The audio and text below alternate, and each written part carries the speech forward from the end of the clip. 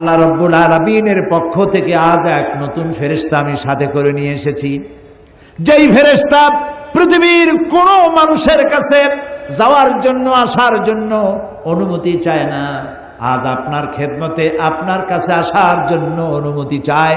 এই যে আমার পেছনে দাঁড়ানো, তার নাম মালাকুল মউত। হযরতে মালাকুল মউত রাসূলকে সালাম পেশ করে বলছেন, ইয়া রাসূলুল্লাহ, আল্লাহ রাব্বুল আলামিন তিনি আমাকে পাঠিয়েছেন আপনার জান কবজের জন্য।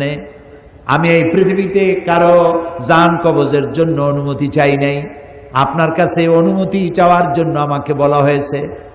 নবীজি বললেন, মালাকুল মউত, আমি যদি অনুমতি না দেই? মালাকুল মউত বলছেন, ইয়া রাসূলুল্লাহ, অনুমতি যদি না পাই আমাকে ফেরত যেতে বলা হয়েছে।